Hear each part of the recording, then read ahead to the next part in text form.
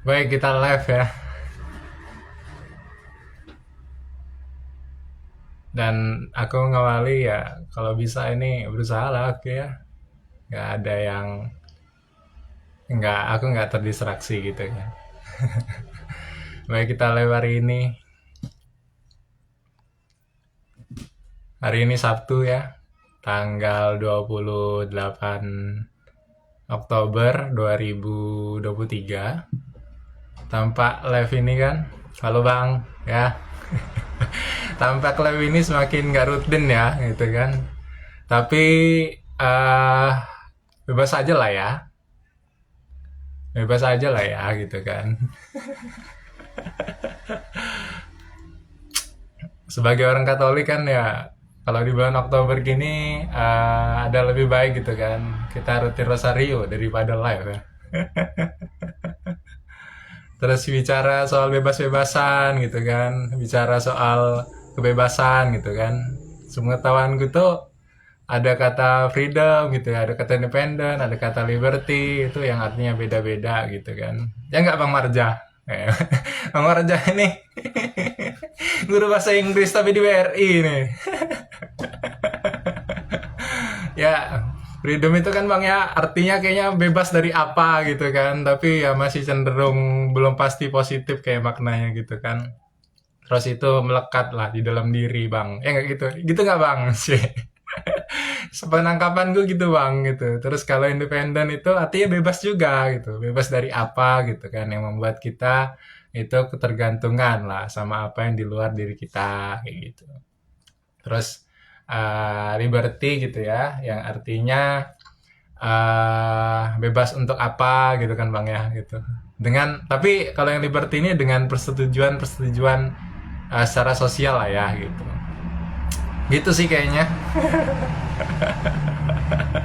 Untuk mengilustrasikannya ya, sibuk Rosario Bang. Wah, iya sibuk Rosario lah ya. Mau bahas apa pu sepuh sepuh apa lo lah yang sepuh lah Bang. Kayak mana? Ya, untuk ilustrasinya ya, tadi soal bebas-bebasan tadi, bahas kebahagiaan menurut Bertrand Russell. Wah, jangan, jangan. Kamu ke Maju Jenderal Sudirman aja Bang Pius. Ya. Sana. Ya, untuk ilustrasinya tadi ya soal freedom, independence, sama liberty tadi gitu ya. Misal kita baru putus dari mantan pacar gitu kan. Terus di hati kita gitu masih bilang gitu, aku bebas dari dia gitu, tapi kok aku masih terbayang-bayang gitu loh, masih keinget dia gitu loh, terus masih mikir gitu, nggak ada nggak yang mau sama kita gitu ya, terus masih bingung juga kelanjutannya mau ngapain gitu kan. Ya, nah kondisi itu belum masuk ke kebebasan yang ini ya, yang masuknya belum masuk liberty lah ya gitu loh, masih masuk freedom gitu loh. Tapi kalau kita langsung mikir, nggak ada dia juga nggak apa-apa gitu kan. Terus aku ya nggak patean gitu lah ya. Aku nggak patean gitu kalau orang mau Jawa gitu kan. Itu kategori independen lah ya gitu kan. Independen lah itu. Nah, kalau uh, yang liberty dia putus gitu kan. Terus dia juga udah punya target harus capai apa, capai ini itu gitu kan. Terus dia juga terbebas dari FOMO ya, fear out missing out gitu kan. Ada misal ya pokoknya tren-tren lah ya gitu. Terus dia juga nggak manut-manut aja gitu, misal manut tren misalnya gitu, atau manut pengaruh orang lain gitu loh. Walaupun ya pengaruh orang lain mungkin bisa sekedar jadi pertimbangan ya gitu. Ya kalau manut-manut itu kan istilahnya taklid lah ya. Kalau manut-manut secara buta gitu, taklid buta gitu kan, berbahaya kayaknya. Ya, gitu. Atau misal ketika kita lah ya memutuskan hidup beragama dengan baik gitu kan. Misal saya gitu, memutuskan rajin beribadah gitu, terus secara bebas itu dengan sadar gitu ya, memenuhi kebutuhan kedamaian dalam diri saya atau spiritualitas saya gitu. Itu masuk kategori apa ya? Kayak independen lah itu ya. karena dari dalam dan nggak terpengaruh kayak gitu. Tetapi kalau keputusan rajin ibadah itu diambil ya secara bebas juga gitu. Tapi ada hal lain di balik itu gitu. Atau motif-motif lain di balik itu. Misal ketika saya SMA gitu kan, rajin gitu, misa harian gitu. Ini pengalaman pribadi ya, bukan pertimbangan orang lain ya itu. Oh ya apa ini? Independent is the best choice, become good people, pokoknya bang. Oh ya, sip Mas Franz ya. Ya itu ya, ketika aku SMA gitu, em, aku rajin misa harian gitu kan gitu. Terus supaya biar ketemu sama dan deket sama gebetan gitu, ada gitu orangnya. Agak salah niat emang kan ya, meskipun ya didorong kehendak bebas juga gitu loh. Namun kebebasan macam apa yang mendorong gitu kira-kira? Ya apa? Kebebasan macam apa yang mendorong kira-kira? Ya itulah, aku ketika SMA lah ya gitu kan. Namanya bocah SMA, Rahmat setiap hari. Namanya bocah SMA lah ya gitu kan, nggak paham itu loh artinya eros, filia, agape gitu, nggak paham itu. Pembelaan ketemu gebetan kan ya bisa itu kita anggap sebagai bonus sebenarnya gitu loh. Bonus dari memenuhi kebutuhan spiritualitas, kedamaian hati gitu kan. Bisa juga kan cara berpikirnya kayak gitu lah. Sebagai pembelaan, waduh, saya diprotes saya. Terlalu berisik Anda jam segini. Untuk kita berdialog seharusnya jam 10-an. Enggak ah, ngapa? Kok kamu ngatur-ngatur saya, Mat? Kanda Dinda lagi, udah kayak ini aja. Kayak organisasi sebelah situ gitu kan. Terus sekarang masih rajin misarian nggak bang? Enggak cuy gitu kan. Jauh dulu kalau kos sama apa kos rumah bule sama gereja tuh nggak terlalu jauh jadi enak gitu. Terus di sekolahan ada kapel sering lah kayak gitu. Fransiskus dulu sekolahannya. Nah balik lagi lah. Ini kepancing aku tuh kalau ke distraksi begini nih. Kayak mana tadi kan ya gitu. Nyampe nggak bisa bedain ini lah ya. Agape filia terus ada pembelaan lah ya gitu. Tapi sebenarnya juga pembelaan tadi kayak gitulah. Terus juga nggak masalah sih sebenarnya kalau kalau apa karena apa ya karena ada motif-motif lain gitu kan kadang kita juga butuh gitu loh pendekatan-pendekatan gitu jembatan-jembatan gitu motif awal lah untuk menuju ini lah ya yang untuk menuju supaya bisa lebih dekat dengan pencipta gitu lewat ciptaannya gitu bebas aja sih sebenarnya ya kan itu. Terus bicara kebebasan juga itu yang pasti kan bikin kita happy itu adalah free ya dalam arti gratis lah. Tuh, pasti semua happy lah ya dalam ya yang bikin kita itu happy ya.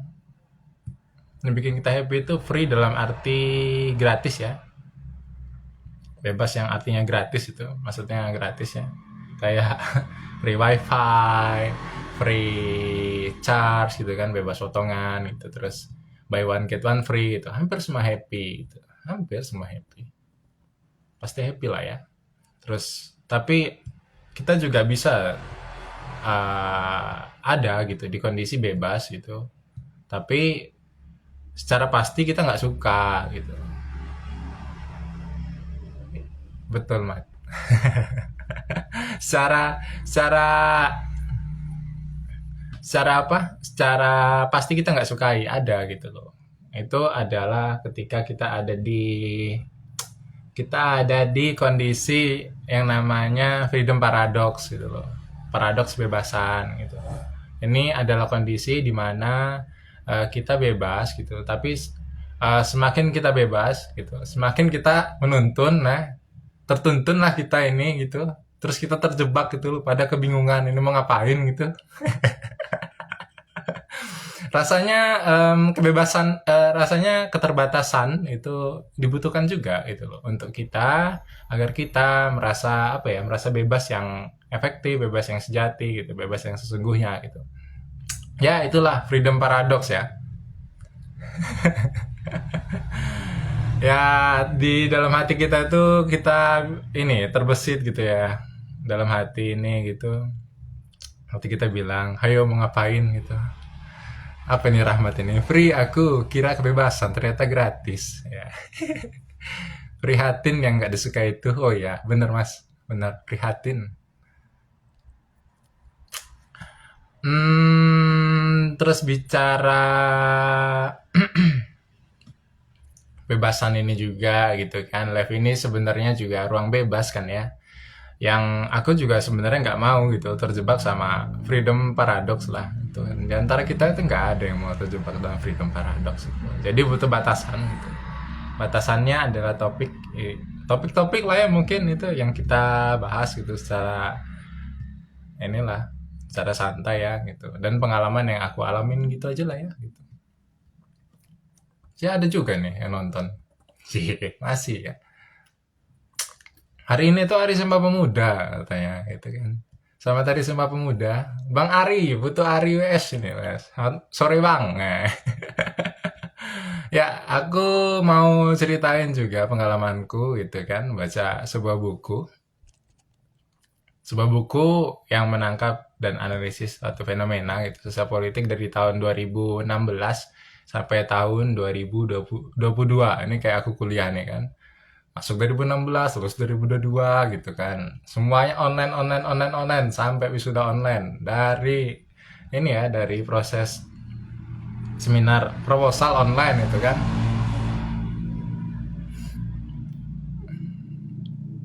Nah, ini ditulis lah ya. Ini berdasarkan kacamata dari seorang peneliti muda.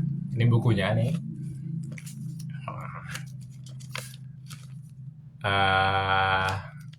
Yang bernama tadi peneliti mudanya Ebert Gani Suryahudaya. Sebuah ini judulnya Tak Perlu Ratu Adil, sebuah esai tentang politik, demokrasi, dan anak muda. Apa kabar, Mon? Mon, katanya Ari mau nanya. Nanya, Bang.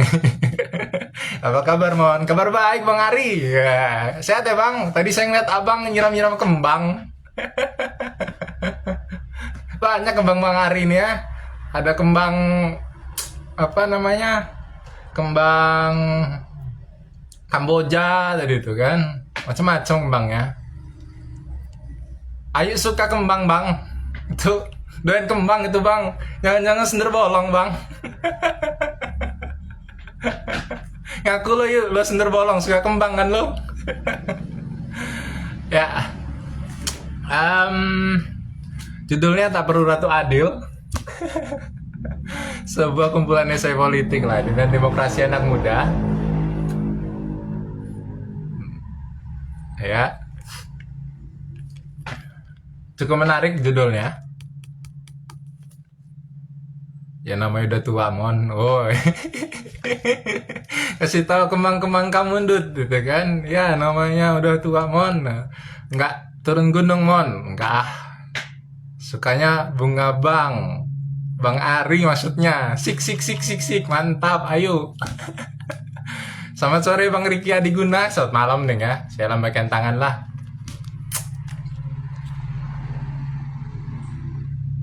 Mas Agus Cando can do it. Ini. Oh ini Akil nih.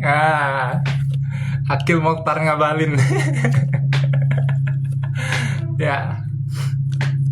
Sik sik sik usik asik. Iya Bang. Asik pokoknya. Pokoknya asik lah. Sama kawan saya itu asik Bang. Gitu. Ya, jadi malam ini sebenarnya ya aku juga pengen bahas ya buku ini gitu loh. Bukan ini judulnya Tak Perlu Ratu Adil itu. Menarik judulnya. Apa sih? 3 tahun dong, aku nggak paham. Ya, Tak Perlu Ratu Adil ya. Ketika Agustus kemarin aku coba cari di Gramedia MBK itu sold out, terus Gramedia Raden Intan itu juga sold out. Berarti kan laris ini. Tuh. Akhirnya aku pesan Gramedia online, ini diterbitkan sama KPG ya. Ada 7 bagian besar dalam buku ini gitu. Ada 7 bagian besar ya. Yang seperti kenapa sih itu loh boomer atau kaula tua gitu ya tidak nyambung dengan kaula muda gitu. Gila lo ini pembaca banget mon anaknya. Enggak bang, gue mah apa bang. Kalau Ratu Adil, kalau Raja Adil juga, kalau Raja Adil juga nggak ada Ratu Adil, kita nggak perlu Ratu Adil tuh menurut buku ini ya gitu. Nanti terus isinya juga ada populisme dan Ratu Adil ya, tapi pun ya pun bro.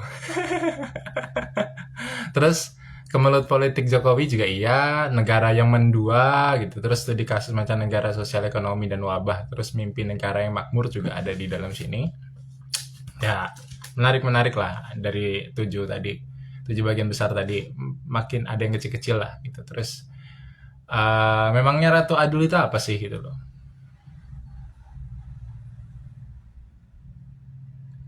Baca kamu sudah kayak baca komik pakai ketawa enggak? Enggak lah bang.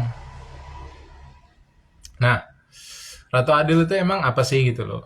Kalau dari buku ini tuh Ratu Adil itu adalah sosok yang digadang-gadang gitu, akan menjadi juru selamat gitu loh. Harapannya akan membereskan berbagai persoalan gitu. Nah, terpeliharanya gitu, kepercayaan dinantikannya Ratu Adil ini akan menyebabkan gitu loh kita nggak berdaya gitu baca persoalan secara jernih, terus merasa juga kita tidak memiliki kuasa gitu untuk membuat keputusan gitu atau mengubah keadaan gitu. Kita nggak punya, seakan-akan kita nggak punya gitu, nggak punya kemampuan gitu seakan-akan. Dan sesungguhnya di buku ini juga termuat gitu loh gagasan-gagasan yang menawarkan cara berpikir yang baru, yang apa ya, yang canggih lah ya, yang sophisticated gitu. Tapi ya ini jadi kayak nggak apa ya, nggak mayoritas gitu, kayaknya malah jadi minor juga. Cocok lo jadi guru, serius gue mon, kagak bang, gue aja guru apa bang, guru. Jadi apa jarah itu? Jadilah yang berangkat. Kalau saya kan nggak berangkat. Nah, saya lanjutin ya. Ya, ditawarin tuh cara berpikir yang baru ya gitu. Dan cara berpikir yang tawarin tuh cara berpikir yang rasional ya gitu. Terus cara kritis, cair, terus terukur dalam melihat gambaran gitu loh. Dari apa yang terjadi dari demokrasi yang ada di Indonesia, gitu. Nah, apa sih yang terjadi gitu kan? Ini ditulis di sini itu diurai gitu kan, seperti jebakan kata kehendak rakyat gitu kan, bahkan kehendak Tuhan gitu. Dalam demokrasi yang merupakan pandangan populis lah ya gitu. Nah, sementara pandangan yang pandangan yang liberal menganggap demokrasi itu nggak merepresentasikan apa-apa gitu loh. Cuman ya apa ya, nggak merepresentasikan kehendak orang banyak gitu loh. Karena fungsi utama demokrasi itu sekedar kontrol pemerintahan yang dipilih itu dan dibatasi juga oleh periode masa jabatan lah ya. Jadi semakin modern demokrasi terus menemukan bentuknya, cara kita berinteraksi juga makin canggih lah ya kita ini ya, makin terhubung lah gitu. Jadi fungsi utama demokrasi menurut orang liberal itu sudah kontrol pemerintah gitu.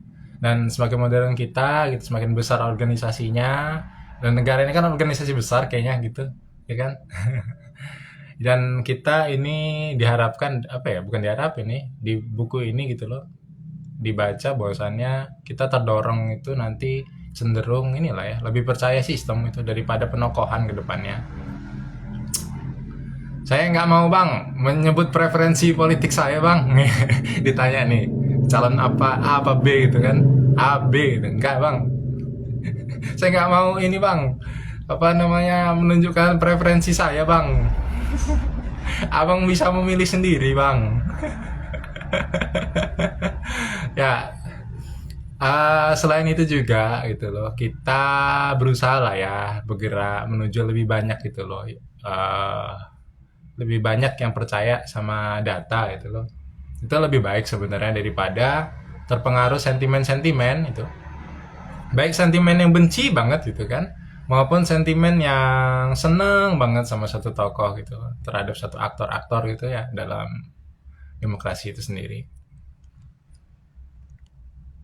Nah, rambut saya jadi kayak mulet gini. Ah, gitu.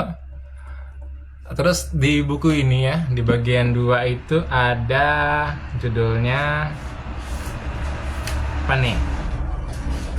Yang menarik itu populisme dan Ratu Adil. Nah, di situ ada subbab ya, subjudul itu judulnya bukan gara-gara 212. Nah, Bergani dalam penelitiannya di level apa nih? Di level kelurahan lah ya. Mengukur gitu. Terus menganalisa suara tiap calon Pilkada DKI 2017 kemarin gitu. Nah, tiap suara calon itu diukur ya, diukur di level kelurahan lalu diasosiasikan itu atau dihubungkan itu dengan variabel gitu. Dengan variabel ya, variabel kayak area kemenangan Jokowi Ahok gitu kan, terus variabel tingkat pendidikan gitu kan, sama variabel kepadatan penduduk, variabel apa lagi tadi, variabel populasi muslim. Ada nih di sini tulisannya. 21 Ribon, 21 Reuni deng. Ya, itulah yuk. Bu dosen. Bu dosen Ayu Windu. Nah, dari analisisnya itu eh dari analisisnya itu kemenangan Anies Sandi di putaran kedua Pilkada DKI itu memang menampakkan gitu bahwa Ahok Jarot itu memang kehilangan suara gitu kan secara spesifik, terutama di area yang bukan kemenangan Jokowi Ahok gitu loh di 2012 ya gitu. Apalagi kelurahan yang terjadi penggusuran masa pemerintahan Ahok gitu. Nah, di penelitian lain juga itu di sini ada ada yang nemuin gitu bahwasannya ada yang menemukan bahwasannya ada kontrak politik baru gitu loh, merepresentasikan gitu masyarakat miskin kota Jakarta gitu yang mendapat akses terhadap rencana tata ruang dari Jakarta. Itu kalau Anies Sandi menang gitu ya, dia dapat gitu loh, dan dia bikin kota politik gitu kan. Dan kontrak politik baru tadi dan detail tadi lah ya, ada dia bisa tahu itu loh, ada kontrak politik baru yang apa tadi,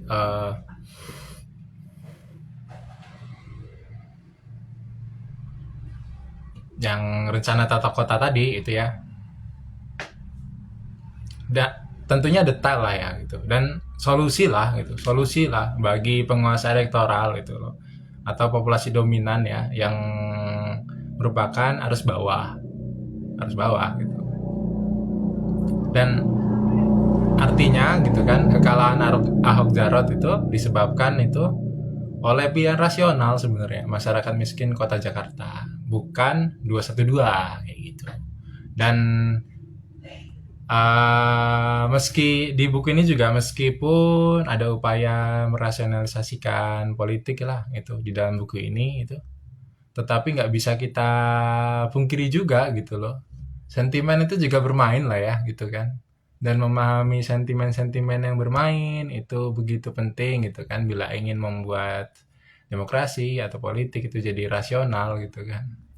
Rasionalitas politik yang ditawarkan bukan serta-merta juga itu kan menolak sentimen tuh, tapi berusaha juga gitu loh. Justru lebih empatik gitu kan terhadap sentimen-sentimen itulah dan mencoba menyelami lebih dalam gitu loh. Apa ya sebetulnya masalahnya gitu. Apa yang masalah yang disuarakan tuh apa gitu. Apa yang jadi keresahan gitu kan. Apa yang jadi ketakutan gitu. Apa yang jadi concern gitu kan. Yang real itu ada salah satu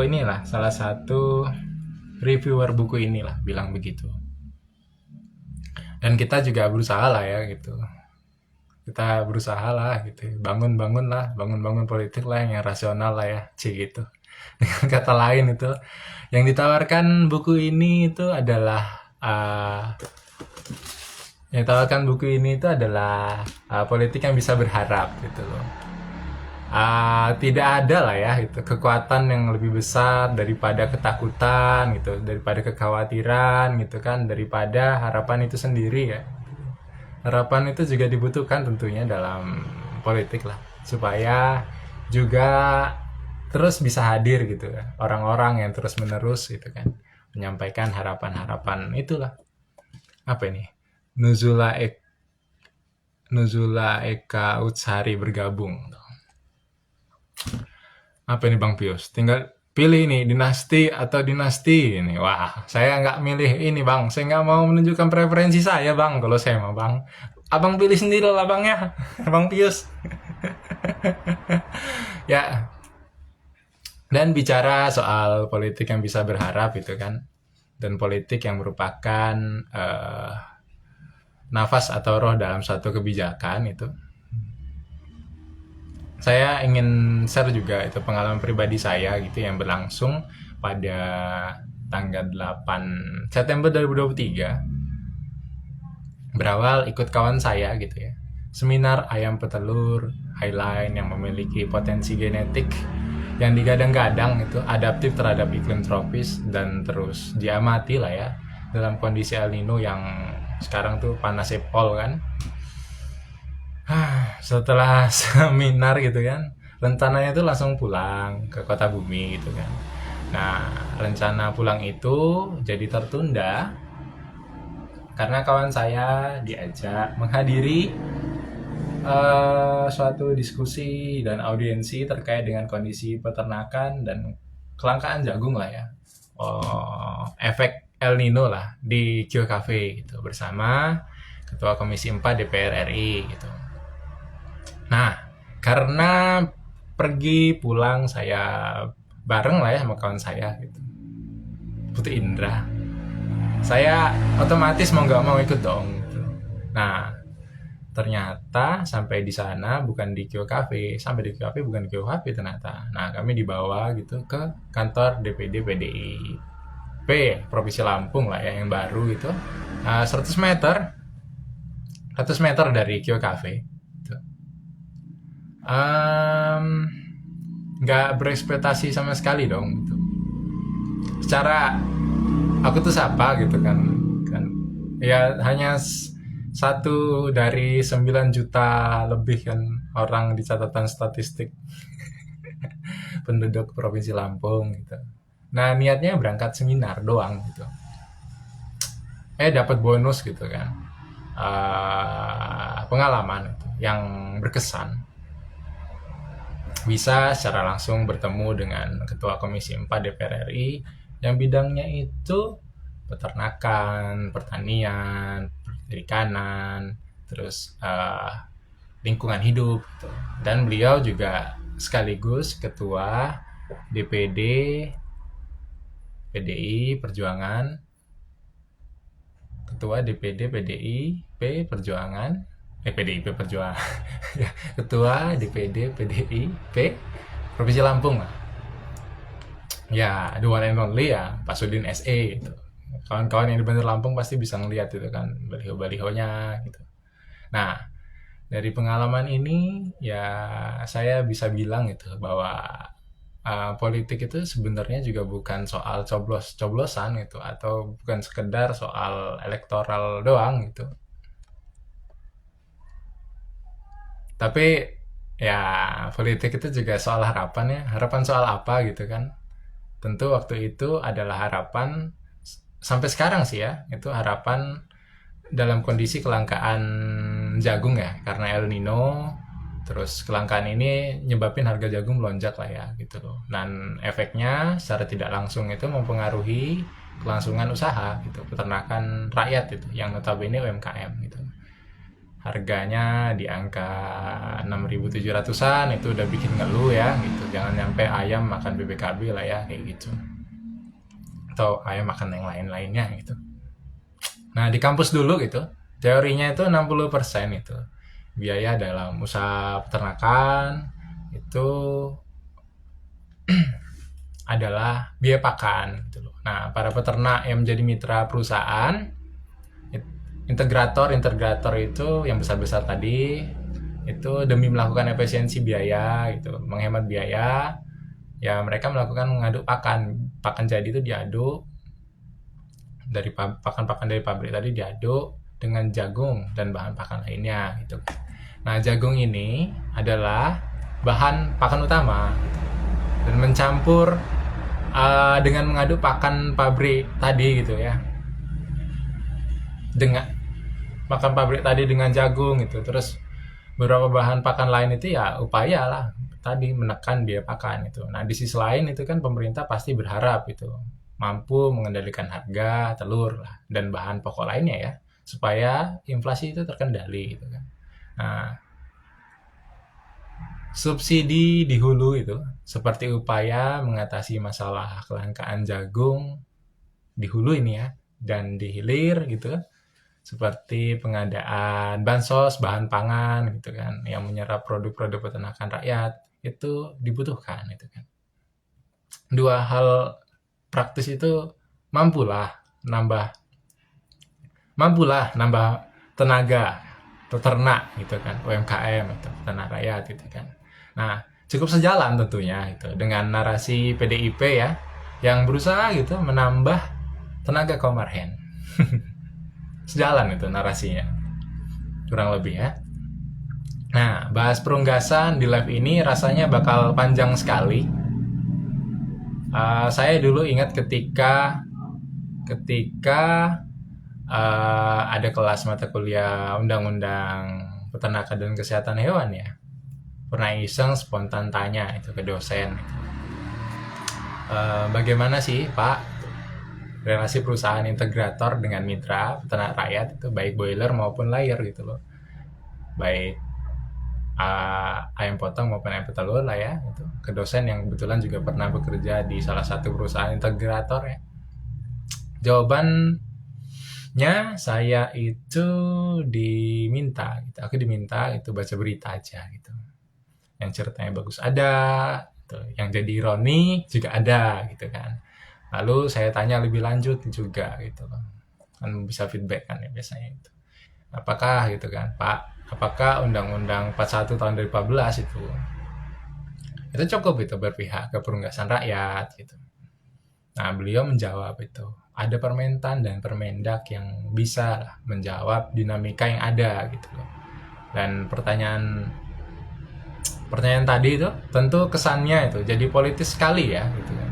Jadi politis sekali pertanyaanku tadi itu di dalam suatu kelas lah ya. Kelas anak semester berapa? Semester 5 kayaknya.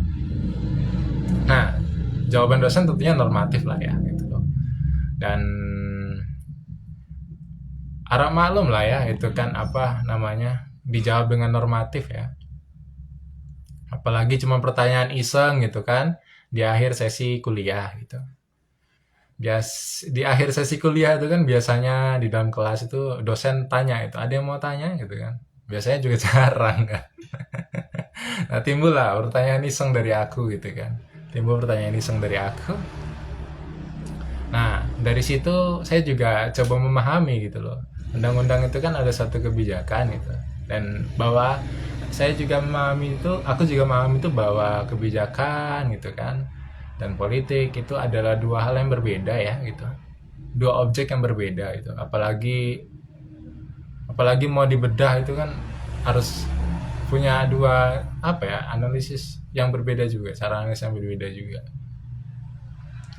Meskipun meskipun keduanya berbeda, namun saling terkait tuh kan. Aturan atau apapun lah ya yang merupakan kebijakan yang teknokratis itu butuh nafas gitu atau roh ya dari proses politik yang sehat tuh. Es tuh langsung amin nih soal roh-roh. Pak Guru agama nih langsung amin-amin ini kan itu. Jadi ya saya jadi juga memahami ya itu loh. Aturan atau apapun gitu yang merupakan kebijakan yang teknokratis itu ya membutuhkan nafas juga dari roh yang proses, dari roh yang melewati gitu loh, dari roh yang berasal gitu dari proses politik yang sehat gitu. Nah, pertemuan yang nggak sengaja saya ikutin itu saya pikir adalah gerbang awal gitu, dari proses politik yang sehat gitu. Setelah pertemuan 8 September itu dilanjutkan gitu agenda RDPU gitu kan, rapat dengar pendapat umum di Komisi 4 gitu kan DPR RI itu dengan asasi penggasan, terus ada wacana dibentuknya panja gitu kan. Terus ada inisiatif agenda rembuk telur dan jagung 2023 yang mendesak pengadaan jagung dari luar gitu kan. Dan harapannya November besok terrealisasi gitu kan. Dan tentu ini bisa dimaklumi lah ya. Karena saya kemarin BPS juga baru rilis kan dari sensus itu, sensus pertanian kan BPS juga baru rilis kan 16 Oktober kemarin gitu tahun 2023. Jagung pipil itu ada itu datanya, ternyata jagung pipil kadar air 14% gitu. Itu produksinya turun gitu 12,5% gitu dari tahun lalu gitu. Jadi bisa dibilang kita bisa maklum lah ya gitu. Data BPS sih gitu. Gitulah data BPS gitu. Dari mana lagi lah kita bisa cek data gitu kan. Kalau aku dulu nulis skripsi gitu kayaknya ya BPS lah, disuruh sama dosenku rujuk aja gitu. Nah, produksi jagung pipil nasional itu turun gitu. 2,07 juta ton dari tahun lalu gitu kan. Aku nulis ini ada catatannya. Ya, bener kan? Oh ya benar nih. Ya, 2,07 juta ton dari tahun lalu. Wah, berapa itu ya? Berapa truk itu? Nggak kebayang kan? Nggak kebayang berapa banyak itulah ya. Gitu. Nah, tahun ini terdata itu ada 14,46 juta ton lah ya produksi jagung pipil ini, dan terjadi juga dan sehingga terjadi kelangkaan lah ya, sehingga harga naik gitu, terus cenderung belum bisa dikendalikan gitu. Dan kenaikan harga yang tidak bisa terkendali itu bisa kita cek sekarang itu apapun bahan pangannya gitu, kita bisa cek itu di web Bappenas ya, Badan Pangan Nasional itu real time diupdate. Dan ada beberapa komoditi bahan pangan dan bahan pakan itu bisa dilihat itu berdasarkan ini ya, berdasarkan uh, sampai ini tingkat kabupaten, bisa kita cek lah Bappenas itu. Nah, sebagai apa kemarin? Sebagai penyusup lah ya. Sebagai penyusup yang nggak sengaja gitu kan. Aku makan mantang rebus itu, makan kacang rebus itu di kantor DPD PDIP gitu kan Provinsi Lampung ya. Terus serta menjadi saksi lah ya. Jadi saksi sejarah gitu dari proses politik yang sehat gitu loh. Betapa saya merasa beruntung gitu. Terlebih saya bisa bertemu tokoh publik gitu yang kapasitasnya luar biasa gitu kan. Ketua Komisi 4 DPR RI itu sekaligus ketua DPD kan itu. PDIP Provinsi Lampung gitu.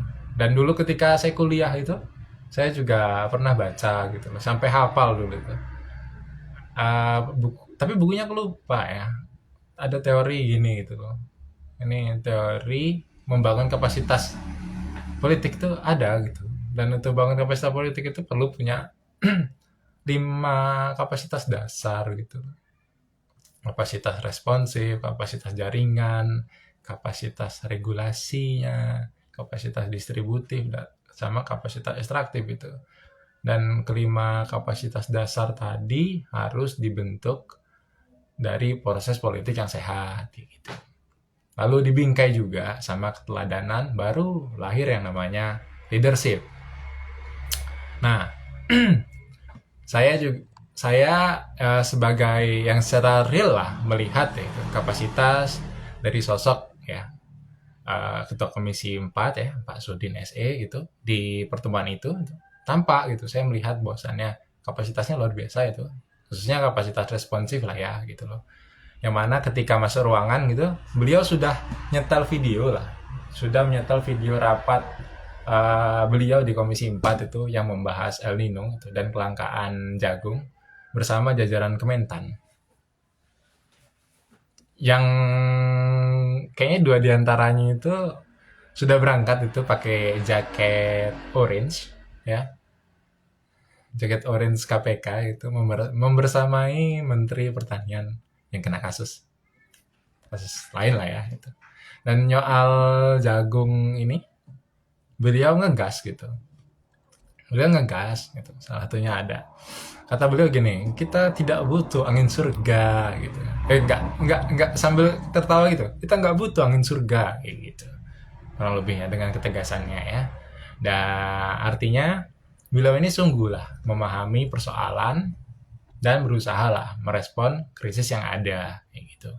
Dan dari sisi kapasitas regulasi gitu, tampak juga bahwa pertemuan itu nggak hanyalah terhenti sampai di situ saja gitu loh, atau nguap begitu saja gitu kan, namun terus bisa di follow up gitu sesuai dengan aturan yang berlaku, sehingga terselenggara gitu loh rapat dengar pendapat umum lah ya di Komisi 4 itu kan, terus ada follow up-nya lah ya. Dan dari sisi kapasitas jaringan itu juga tampak sekali itu beliau berusaha menghubungi secara langsung itu, langsung nelpon pihak-pihak yang berkaitan, dan sepertinya signifikan lah ya, signifikan dalam persoalan kelangkaan jagung tadi gitu. Dan tentunya orang pihak-pihak itu nggak bisa lah saya sebutkan di sini lah ya, itu nggak bisa. Mungkin begitulah ya kesan yang timbul, kesan yang amat baik gitu loh, kesan yang saya tangkap itu seperti itu.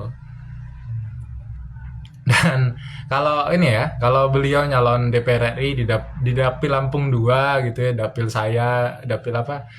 tempat saya nyoblos gitu ya, ya saya pasti pilih beliau gitu. Cuman ya saya harus ganti KTP dulu lah ke dapil Lampung 1 gitu, karena beliau di Lampung 1 gitu kan, Lampung Selatan, Lampung Barat gitu kan, terus Bandar Lampung ya, Metro itu kan Lampung 1 kayaknya, terus Pesisir Barat, Sawaran kan, Pringsewu, Tanggamus itu ya. Kalau saya kan Lampung 2, Lampung Utara ya KTP-nya. Tapi ya mungkin bisa juga aku cari proksi-proksinya. Kan pernah juga tuh di videoku waktu bikin project buku sama kawan-kawan itu kan ketemu Pak Sari Jausal. Pak Sari Jausal juga pernah bilang gitu. Kata beliau kan politik modern itu nggak tunggal gitu loh. Pasti ada proksi-proksinya gitu loh. Nah, ntar aku deh cari proksi-proksinya beliau gitu. Proksi-proksinya Pak Sudin mungkin. cari tahu lah, iseng-iseng cari tahu ya gitu. Sesuai KTP ku aja deh. Lampung Utara gitu kan. Dan oh ya, beliau juga nggak minta juga siapapun yang datang kala itu untuk mengapanyekan itu atau sounding gitu kan, untuk memilih beliau juga enggak sebenarnya gitu. Malah ada itu salah satu peternak itu yang ada itu sebenarnya kader PKS itu juga ada. Pak Kas ya. Dalam pertemuan itu murni relasi antara pejabat publik ya, yang memang punya wewenang dan kapasitas dan memang bidangnya gitu kan, dan masyarakat yang mengadu, murni itu saja gitu loh kala itu, nggak dilebih-lebihkan itu, nggak.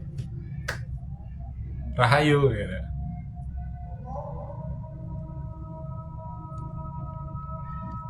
Nah, pas banget ini apa Isa kita keluar ya malam ini.